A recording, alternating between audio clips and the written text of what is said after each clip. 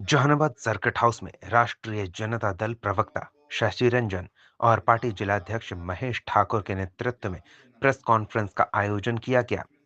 इस मौके पर पार्टी की मजबूती, चुनावी रणनीतियों और हाल के दिनों के चर्चित राजनीतिक मुद्दों पर खुलकर बातचीत की गई। प्रेस कॉन्फ्रेंस के दौरान शशि रंजन ने पार्टी की हार जीत पर पत्रकारों से बात की और राजद की भविष्य की योजनाओं के बारे में जानकारी साझा की। उन्होंने कहा कि पार्टी को मजबूत करने के लिए कार्यकर्ता एकजुट होकर काम कर रहे हैं और जनता के मुद्दों को सशक्त तरीके से उठाने के लिए पार्टी के नेता प्रतिबद्ध हैं। जाति गणना के मुद्दे पर शशि रंजन ने नीतीश सरकार पर निशाना साधते हुए इसे एक असफल कदम बताया।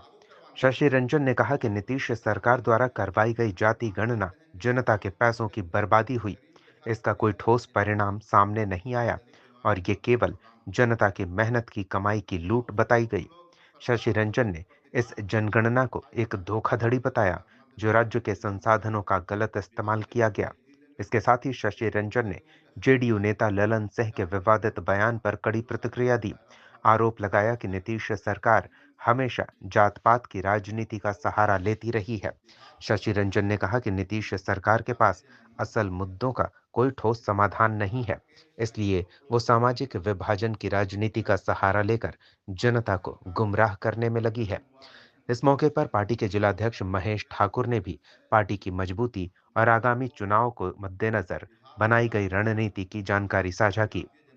साथ ही उन्होंने कार्यकर्ताओं से अपील की कि वे जनता के बीच जाकर उनकी समस्याओं को समझें, पार्टी के सिद्धांतों को मजबूती से आगे बढ़ाएं। प्रेस कॉन्फ्रेंस के अंत में राजद ने जनता के हित में अपनी प्रतिबद्धता दोहराते हुए कहा कि पार्टी एक सशक्त और एकजुट विपक्ष बनकर राज्य में बदलाव लाने के लिए तैयार है। इस मौके पर बैकुंठ यादव ने भी सरकार पर जोरदार हमला बोला। जहानाबाद न्यूज के लिए मुकेश की रिपोर्ट। प्रत्येक मुख्यालय में 28 तारीख को राष्ट्रीय जनता दल के द्वारा धरना दिया जाएगा जिला मुख्यालय में।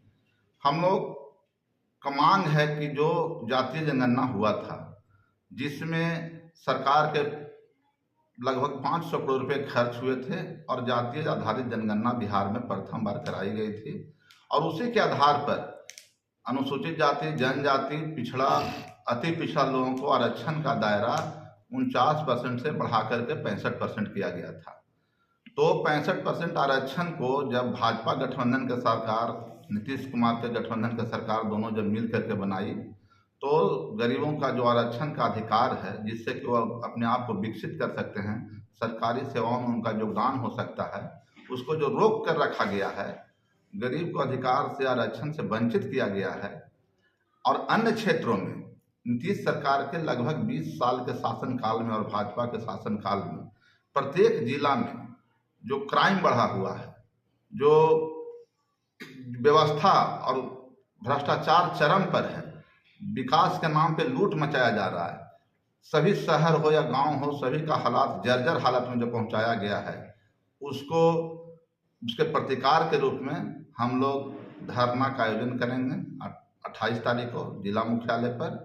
और गरीब को जो आरक्षण है, जो उसका 65% आरक्षण किया गया है, उसको 9वीं अनुसूची में डाल करके आने वाले दिनों में समुचित रूप से उसको अधिकार दिया जाए।